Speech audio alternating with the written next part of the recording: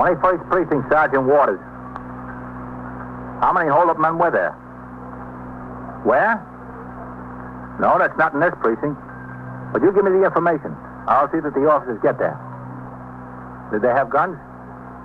Yeah? You're in the muster room at the 21st Precinct, the nerve center. A call is coming through.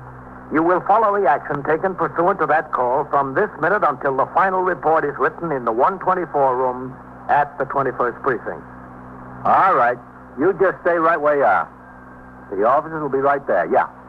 Right away. 21st Precinct. It's just lines on a map of the city of New York. Most of the 173,000 people wedged into the 9/10 of a square mile between Fifth Avenue and the East River wouldn't know if you asked them that they lived or worked in the 21st. Whether they know it or not, the security of their homes, their persons, and their property is the job of the men of the 21st Precinct. The 21st, 160 patrolmen, 11 sergeants, and 4 lieutenants, of whom I'm the boss. My name is Kennelly, Frank Kennelly. I'm captain in command of the 21st. I was working my day tour. At 12:55, plainclothesmen who are responsible for the enforcement of laws relating to gambling and public morals in the 21st and other precincts of the 6th Division raided a policy drop on Upper Madison Avenue and made 7 arrests. The suspects were brought to the station house, and at 10 minutes to 2, they were being booked by Lieutenant Gorman, the desk officer. I was in my office across the muster room reading and signing reports which would be delivered by the precinct messenger to division. Sergeant Waters, on TS duty, was sitting at the switchboard. Excuse me, Sergeant. Oh, hello, Mr. Spizio. What can I do for you? Is the captain around? Could I talk to him? He's in his office, yeah, but he's kind of busy. Is there something I can help you with? Well, I'd like to talk to him, Sergeant. Well, let me ring you now. Okay. We'll see. How are things over your way? All right, I guess. Good. 21st Precinct, Captain Kennelly. Sergeant Waters on TS, Captain. Mr. Joe Sprigio that has the upholstery shop there on 2nd Avenue's out here. He'd like to see you if you've got a few minutes. All right, ask him to come in, Sergeant. Yes, sir. Okay, Mr. Sprigio. Right across there. Thanks. Kind of rushed around here today, huh? Yeah, we are. The plainclothesmen raided a policy drum. Oh? Over there? Yeah, that's right. That's it, all right. Now, the next one up here. All right, Harold, Ogono, 824. Come in. Oh, come in, Mr. Sprigio. Thanks. Well, I'm glad to see you. Won't you sit down? Oh, yeah, thanks. Now, what can I do for you? Well, it's sort of a ticklish situation, Captain. By Parent Magazine. A perfection air... What's it all about? Well, you know the few little storekeepers over there on my block. All small businesses, the merchants, a couple of garage men, you know. Yeah. Well, we got this little association. It's nothing much. It's just for the neighborhood. You know, we give our Christmas party, and if some of the families need helping out, it's the thing that if somebody comes and asks us for a charity, we figure it's best to send them to the association rather than each individual merchant take care of themselves. You know what I mean? Yeah, sure. I mean, it's no big deal or anything like that, Captain. It's just something that we cooked up to take care of any emergency. And to have a little organization. Mm-hmm. I mean, we don't even have no meetings hardly. It's just 10 or 12 of us small storekeepers over there. Well, what about it? Well, you know Al Brider, don't you? Yeah, he has that luncheonette there in your block. Yeah, that's right. Well, he's the member. As a matter of fact, he's our treasurer. And?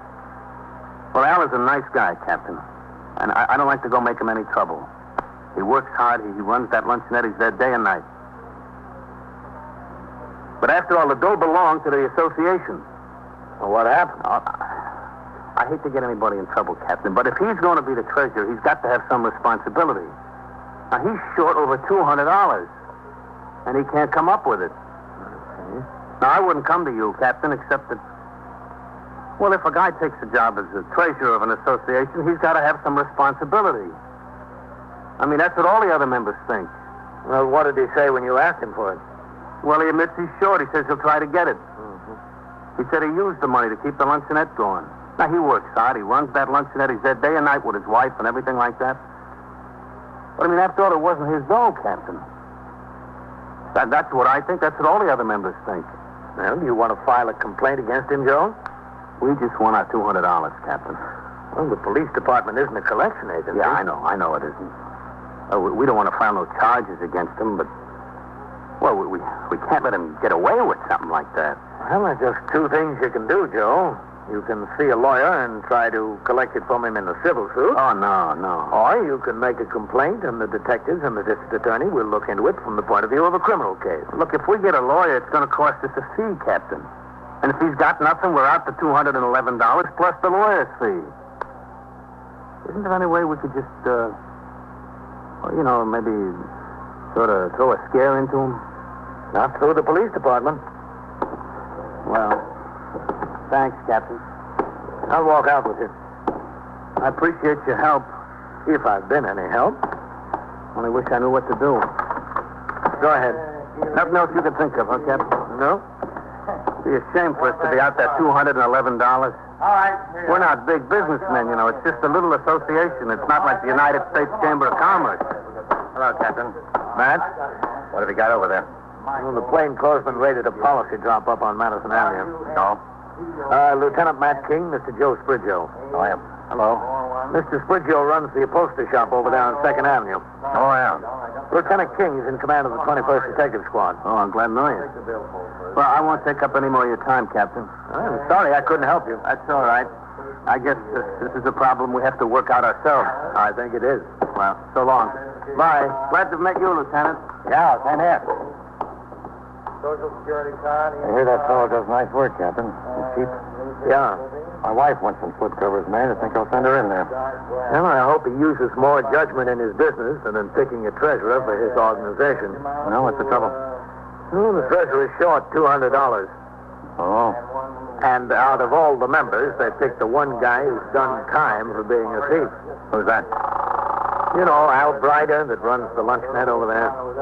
Oh, yeah. He doesn't know any short time, does he, this Brighter? No, he got finished up last year, I think. Lieutenant King. Yes, Sergeant. Mike and I bring you down from the squad. He wants to talk to you. All right. Take it to my office, Matt. Thanks, Captain. I'll take it in here, Sergeant. All right, we'll take this. Help yourself, man. Yes. 21st Squad, Lieutenant King. Yeah, Mac. Yeah. Uh-huh. When was this? What do they want from us? All right, who's upstairs? Yeah, okay. Take Novak and Howard and ride on down there. Yeah, all right. Well, that's a big one, Captain. What? The payroll on a construction job in the 9th Precinct. 3 boys walked into the office shack and made the paymaster raise up. Got over $26,000. The borough office called and asked me how many men I could spare. I'm sending Novak, McInerney, and Howard down to give them a hand. $26,000. That's a good touch. Yes, sir. Especially tax-free. After the 7 suspects arrested in the raid on the policy drop were booked by Lieutenant Gorman, a patrol wagon came to the station house and took them directly to Gamblers Court in the New York County Criminal Court building at 100 Center Street. Shortly afterwards, the alarm came through on the teletype concerning the payroll holdup in the 9th Precinct. It described 2 armed bandits who entered the construction company's shack, held up the paymaster and 2 assistants, and escaped with $26,000 in cash. The description of the 3rd man, thought to be driving the car which waited on the street, was lacking. The payroll, which included more than $1,000 in silver, had been delivered by an armored truck only 30 minutes before the robbery. I signed the blotter to go off the job at 6 p.m. At the subway, I bought the evening papers. The story of the robbery was played in big headlines. There had still been no break in the case by the time I came into work at 3:40 the next afternoon to begin my night tour. Lieutenant Gorman was desk officer and Sergeant Waters had PS duty. Hello, Captain. Sergeant? You've got a visitor. I told him to wait in your office. Go ahead and take the call. I'll sign the blotter. Yes, sir. 21st Precinct, Sergeant Waters. Oh, man, let's do it. Okay, 22.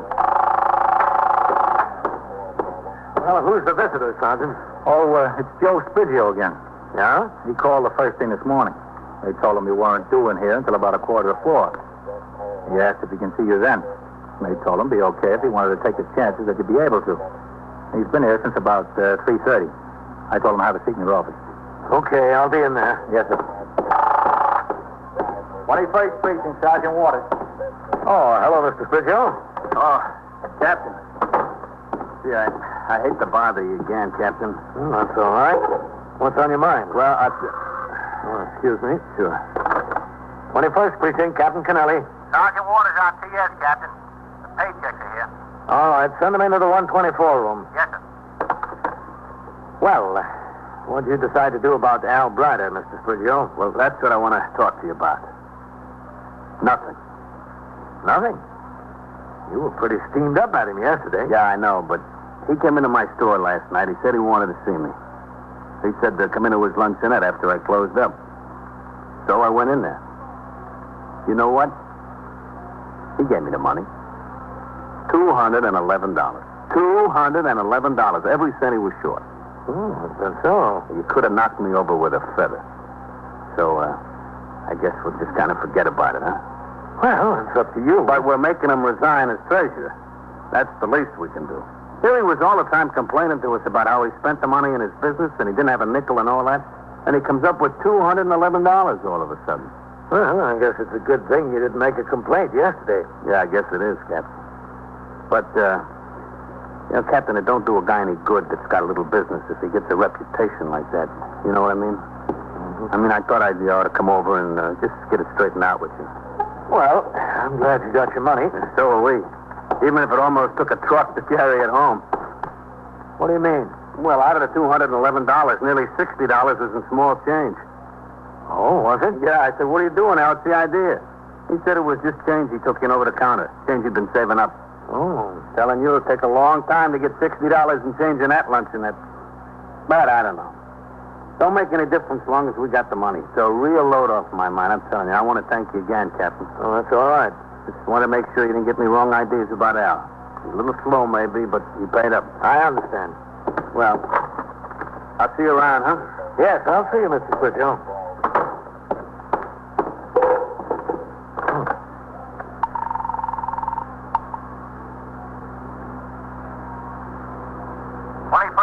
Sergeant Waters. Would you ring upstairs to the detectives? Yes, sir.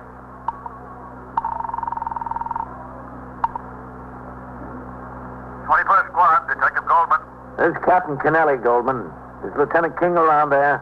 Yes, sir. He's here. Hold on a second. Lieutenant King, Captain Kennelly on 2. He's coming, Captain. All right. 21st Squad, Lieutenant King. Captain Kennelly, Matt. Yes, sir. They get a break in that payroll robbery down in the 9th Precinct yet? The one yesterday morning? They must not have, Captain. They've still got Novak and McInerney down there working on it. Why? If you've got a minute, Matt, I'll come upstairs and tell you why. You are listening to 21st Precinct, a factual account of the way police work in the world's largest city. Lieutenant King about Al Brider, the owner of the 2nd Avenue luncheonette who had once been convicted of armed robbery. We agreed that the fact that he had suddenly paid off a rather large debt, a great part of it in small change, was suspicious, but by no means conclusive. There was sufficient reason, however, to check him out. Lieutenant King immediately assigned Detective Goldman to make a quiet inquiry into his recent activities. The Bureau of Criminal Identification was telephoned and requested to send a photograph of Brider made at the time of his previous arrest to Lieutenant King. Inasmuch as I had on occasion stopped into the luncheonette since it was opened by Al Brider, I decided to do it again.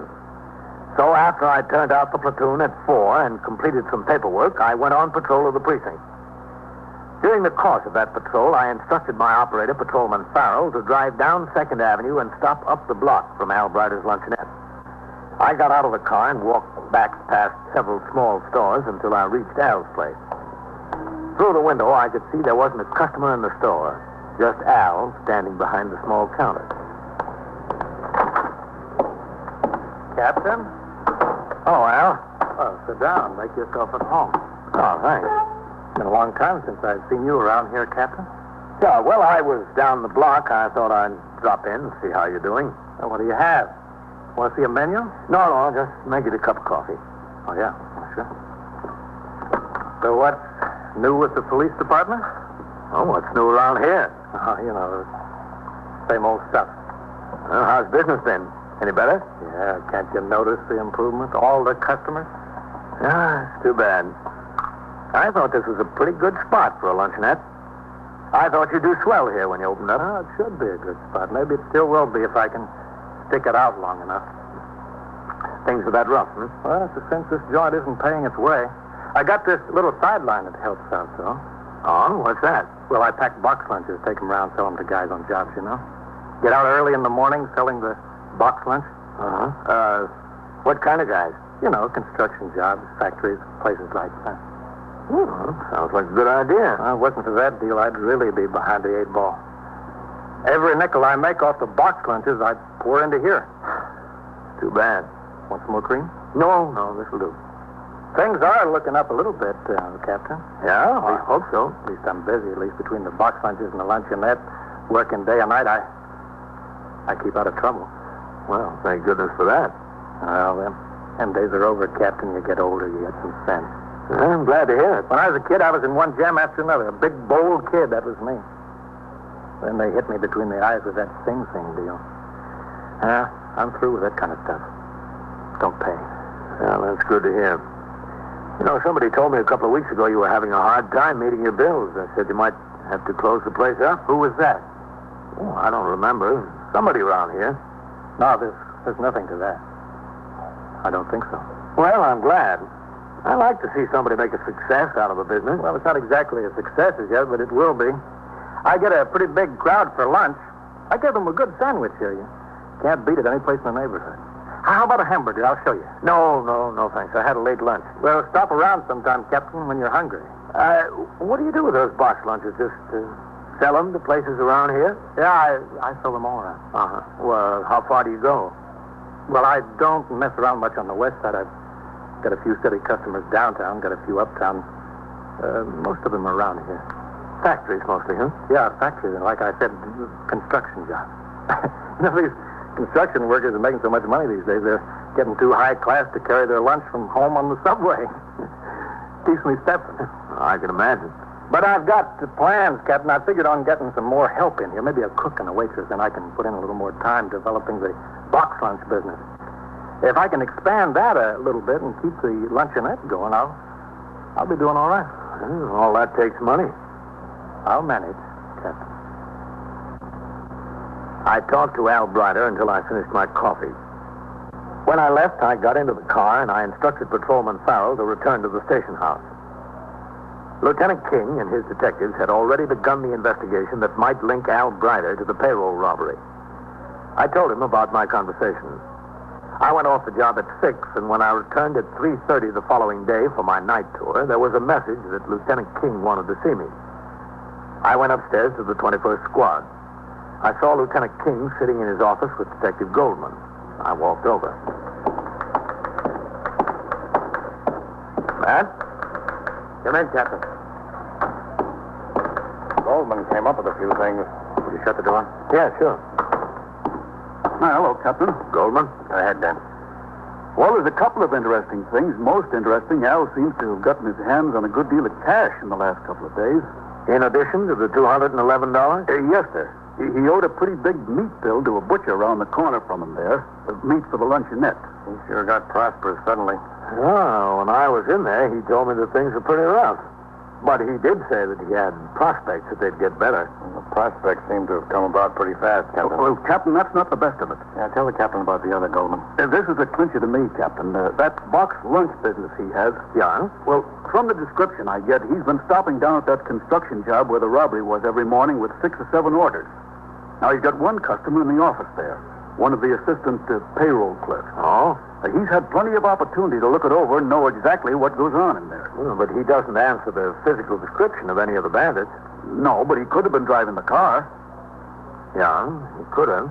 Captain, I'd say he did. Yeah, I guess you're right. Good work, Goldman. Thanks. You too, Captain. Well, what are you going to do about it? You going to pick him up? I'll have to call down to the commander of the 9th Squad. It's their case. Yeah. Oh, do you have any idea who he's been running with, Dan? Well, that's pretty hard to say, Captain. I haven't had much time to check, but I found out his wife's brother has a record as long as your arm. Oh, who's that? A fellow named George Vantella.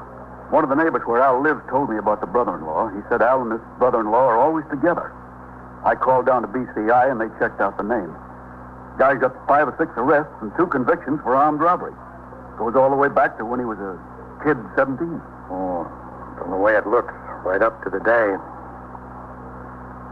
Lieutenant King, after seeing that Al Brider was put under surveillance, went downtown to the 9th Squad to inform the detective commander who had jurisdiction over the case of the information that had been obtained. Detectives of the 9th Squad joined those of the 21st in the plant on both the luncheonette and Al Brider's house. Pictures of Al Brider and his brother-in-law, George Van Teller, were obtained from the Bureau of Criminal Identification. And later that evening, Detective Goldman and Detective Michael Donahue of the 9th Squad drove out to a small residence in Rego Park, Queens, where one of the payroll clerks, a Mrs. Mickleton, resided. Someone coming. Yes? What is it? Mrs. Mickleton? Who is it? We're police officers, Detective Goldman and Detective Donahue. Oh, all right. Detectives who? I'm Detective Goldman of the 21st Squad, and this is Detective Donahue of the 9th Squad. Come in. Yeah, thank you. Thank you. I've been trying to fry some potatoes in there for an hour. First my daughter gets me on the phone, and then the next door woman comes in. I'll never get those potatoes fried. I'm sorry. That's all right. It's no reflection on you. Just that I work all day and have to come home and try to fix supper, too. Gets to be a terrible rush. Well, I hope we don't have to keep you too long, Mrs. Mickleton. Oh, my potatoes. Come in the kitchen, please.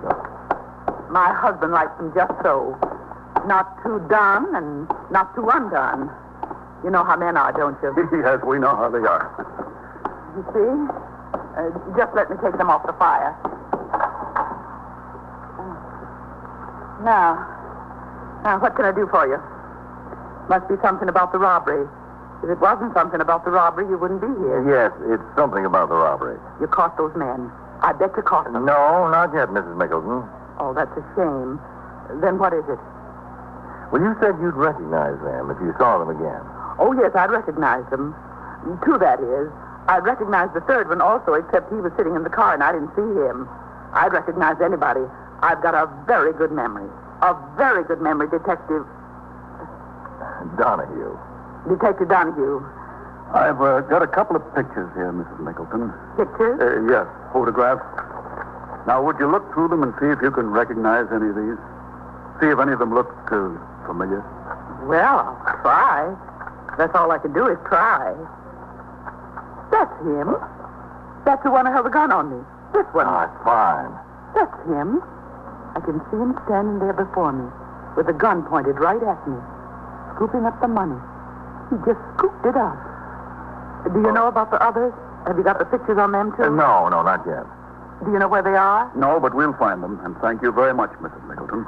Would you like to stay to dinner? We're having more than fried potatoes. I've got a roast in the oven. Well, thanks for the invitation, but we've got a lot of work to do. Oh, yes. You've got to go out and arrest this fella and fingerprint him and question him and all that. No, not yet. First, we've got to find him. When these officers returned with the information that one of the victims had identified the brother-in-law of Al Brider as one of the bandits, Lieutenant King and the commander of the 9th Squad prepared to make the arrest. Because it had been my suggestion that led to the correct information, I was asked if I wished to participate in the arrest. I agreed to, and at 10:35 that night, we drove over to the luncheonette on 2nd Avenue. When we walked up to the door, there were 2 customers sitting at the counter. Al was behind the counter. Lieutenant King and I entered with Detectives Goldman and Donahue right behind us. Hello, Captain. Have a seat.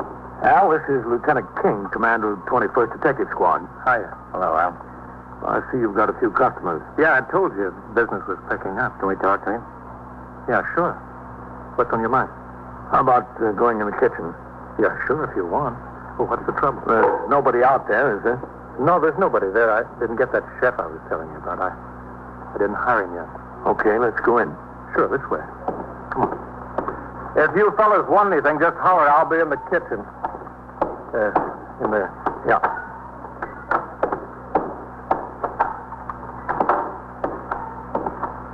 Well, what can I do for you, gentlemen? You've been passing out a lot of money lately, Al. What do you mean? You've been paying up a lot of old debts. You've been straightening up on bills. Well, I've got to. I wouldn't be able to stay in business. Where'd you get the money? I make it. I've got the luncheonette here and the Box lunch route? I make it. Don't make that much. You can pay up all those bills so suddenly. Well, what bills? I don't know what you're talking about. You know, Al, let's not waste any time. I don't know what you're talking about. Where'd you get all that money? Well, to tell you the truth, That's what we want, the truth. I went into a crap game the other night. What crap game? It was a crap game with the boys. Just the boys. Is George Van Teller one of those boys? Well, yeah. Yeah, he's one of them. He was in the game. Where is he now? I don't know. I haven't seen him in a couple of days. I think he went down to Philly. That's where I think he went. Down to Philly so he could get out of town until the heat blows over from that construction payroll job. Isn't that right, Al? I don't know what you're talking about. You know, Al. Want to tell us about it?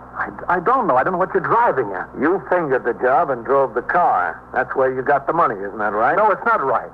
You got no right to come up here and accuse me of anything like that. That's where you got the money, isn't it? I won it in a crap game. I told you that. Where's the rest of the money? You must have got 3,000 or 4,000 or maybe 5 out of it. You guys are talking crazy. Al, I'm bringing 4 or 5 of my men down here. We're going over this place from top to bottom. Then we're going out and go over your house. We'll find it. Yeah, I guess you will. Okay, fellas, you got it right. Where's the rest of the money? To my house. I'll take you to it. It's a shame. This thing had me in fine shape. I paid off everybody. I was just getting straightened out. Straightened out beautiful. Well, Al, you come on with us. We'll straighten you out some more.